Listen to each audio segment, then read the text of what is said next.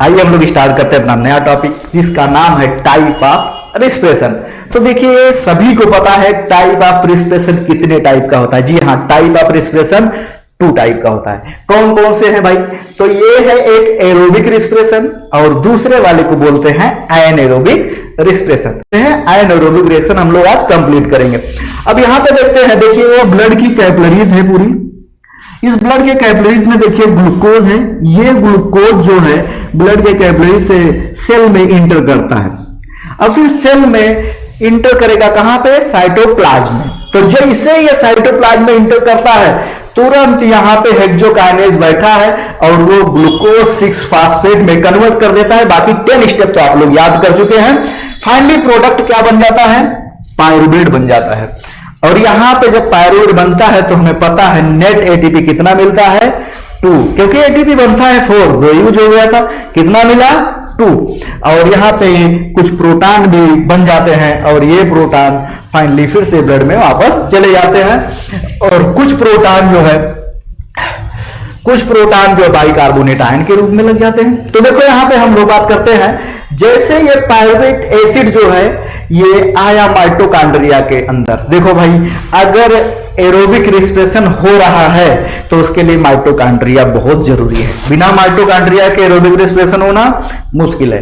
तो देखो यहां पे क्या हो रहा है, ये ऑक्सीजन माइटोकॉन्ड्रिया में इंटर किया और ये पायरुविक एसिड के साथ जो है लग के ये पहले बनाया एसिटाइल कोएंजाइम ए, जिसे हम लिंक रिएक्शन कहते हैं। और ये माइटोकॉन्ड्रिया के मैट्रिक्स में चलता है। इसके बाद में जैसे ही लिंक रिएक्शन कंप्लीट होता है क्रेब्स साइकिल स्टार्ट हो जाता है माइटोकॉन्ड्रिया के अंदर और वहां पे बहुत सारे NADH2 का फॉर्मेशन हो जाता है। यानी कि बोलेंगे 1 मोल ग्लूकोज से क्रेब्स साइकिल में 6 NADH2, 1 FADH2 और 1 ATP का फॉर्मेशन होता है।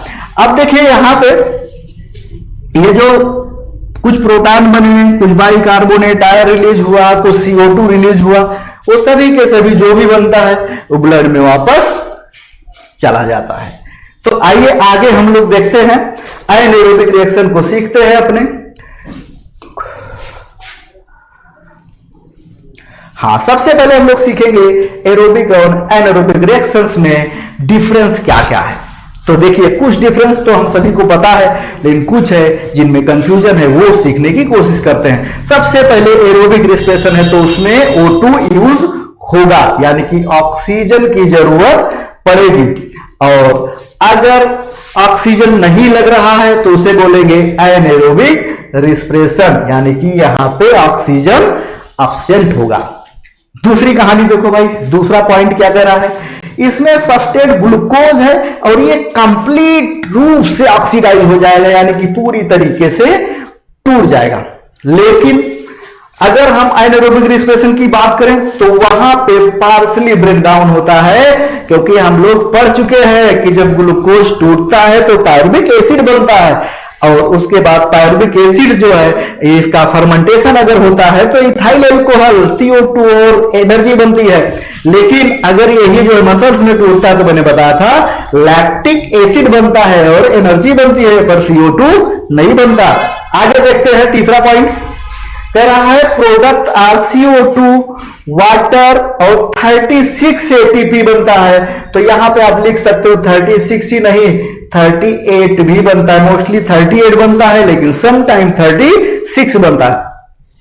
आगे चलते हैं, जबकि यहां पे बात करें एनाएरोबिक में, भाई एनाएरोबिक रिएक्शंस में CO2 और 2 ATP, यानी कि यहां पे सिर्फ और सिर्फ 2 ATP का फॉर्मेशन होता है, क्योंकि यहां पूरी तरीके से ऑक्सीडाइज नहीं हुआ है, पार्शली ऑक्सीडाइज हुआ है, एनर्जी बहुत ही कम मिला। अब देखिए यहां पे बात करेंगे, एनर्जी लार्ज क्वांटिटी में रिलीज होती है एरोबिक रिएक्शन में, जबकि यहां एनर्जी दिख रहा है 2 ATP, यानी कि lesser quantity of energy release होती है। क्या होती है? Lesser quantity of energy release होती है। कहां पे? एनाएरोबिक रिस्पिरेशन में।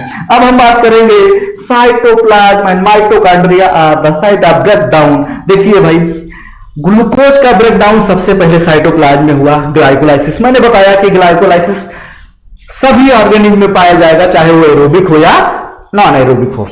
फिर मैंने बताया कि यहां पे साइटोप्लाज्म में पायरुविक एसिड बनेगा। अब वो पायरुविक एसिड माइटोकॉन्ड्रिया में जाएगा तो एरोबिक रिएक्शन कहलाएगा। माइटोकॉन्ड्रिया में नहीं गया, वहीं पे टूट गया, तो उसे एनाएरोबिक रिएक्शन बोलेंगे। और देखिए ये कह रहा है कि साइटोप्लाज्म माइटोकॉन्ड्रिया में मिला के एक ब्रेकडाउन हो जाता है इसका कंप्लीट रूप से, जबकि ओनली साइटोप्लाज्म में ही ब्रेकडाउन होता है एनाएरोबिक रिएक्शन में। तो देखिए एनाएरोबिक रिएक्शन कैसे होता है, यहाँ पे एनाएरोबिक रिएक्शन दिया गया है। उस एनाएरोबिक रिएक्शन को हम लोग देखते हैं और सीखते हैं। ये एनाएरोबिक रिएक्शन दिया हुआ एक स्लाइड है, तो इस स्लाइड को हम सीखने की कोशिश करते हैं। देखिए यहाँ पे आप देखिए सबसे पहले क्या लिया गया, ग्लूकोज लिया गया। ये रिएक्शन हम लोग पढ़ चुके हैं। ग्लूकोज से गिल्सैल्डिहाइड 3 फास्फेट बना, यानी कि 6 नंबर का रिएक्शन जो ग्लाइकोलिसिस में हम याद किए थे। यहां पे NAD था, तो NAD जो है ये क्या बना लिया था, NADH2 का फॉर्मेशन कर लिया था। ठीक है, यहां पे हम लोग पढ़े, फिर उससे बना 3 फास्फोगिल्सरिक एसिड, और उससे जो है उससे फिर आगे फास्फोइनॉल पार्बेट जिसे हम लोगों ने बोला था PEP, और फिर इससे बना पायरुविक एसिड। तो यहां तक तो कॉमन है, चाहे वो एरोबिक हो या एनाएरोबिक हो, हर जगह ये कॉमन होता है। पर आगे चलिए देखते हैं। देखिए पायरुविक एसिड, अगर ये मसल्स की बात करें तो भाई अगर मसल्स की जब बात हो रही है तो ये पायरुविक एसिड ये लैक्टिक एसिड में चेंज हो जाएगा। ये कहां चेंज होगा, लैक्टिक एसिड में चेंज हो जाएगा। यहां पे जो एंजाइम लगेगा वो क्या लगेगा, लैक्टिक एसिड डिहाइड्रोजनेज लगेगा, और यहां पे भी डिहाइड्रोजनेज। ठीक है, गिल्सैल्डिहाइड 3 फास्फेट डिहाइड्रोजनेज लगेगा। आगे देखिए यहां पे अब हम बात करते हैं, जब पायरुविक एसिड वहां पे ना होके इसे ईस्ट तोड़ दे, फंगस तोड़ दे, तो ये इथाइल एल्कोहल बनाएगा, और उसके साथ CO2 रिलीज होगा, और उसके साथ जो है ये क्या एनर्जी मिलेगी, 2 ATP। कितने मिलेगी यहां पे, 2 ATP। तो ये रहा आपका एनाएरोबिक रिएक्शंस। ये देखिए आगे हम लोग सीखेंगे फर्मेंटेशन। क्या सीखेंगे, फर्मेंटेशन किसे कहते हैं, ये कैसे होता है। भाई देखो हम लोग मोस्टली चीजें जो खाते हैं ना वो सब फर्मेंटेड खाना पसंद करते हैं, चाहे वो इडली हो, डोसा हो, या फिर बेवरेज पीने के लिए सब फर्मेंटेड होती है, और फर्मेंटेशन से इथाइल एल्कोहल का फॉर्मेशन होता है। तो देखिए यहां पे हम लोग बात करेंगे सबसे पहले कि यहां पे इनकम्प्लीट ऑक्सीडेशन होता है किसका, पायरुविक एसिड का।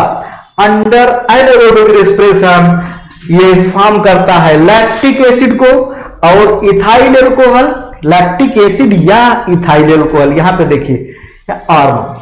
ठीक है, और उसके बाद देखिए बैक्टीरिया भी करता है, ईस्ट भी करता है। ठीक है, और कुछ मसल्स में होते हैं, स्टेटेड मसल्स में होते हैं। ठीक है, तो इतनी चीजें हम समझ गए। बोल रहा है कि ईस्ट में फर्मेंटेशन कैसे होता है, इस बात को आप जरा समझिए।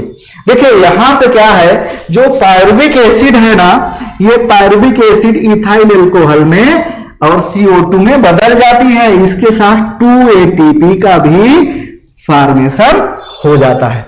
इसमें कुछ एंजाइम इन्वॉल्व होते हैं, जैसे पायरुविक एसिड डिकार्बोक्सिलेज, एल्कोहल डिहाइड्रोजनेज, ये एंजाइम फर्मेंटेशन में इन्वॉल्व होते हैं, लगते हैं। तो ये रहा अपना एनाएरोबिक रेस्पिरेशन। मिलते हैं नेक्स्ट वीडियो में कुछ नए टॉपिक के साथ।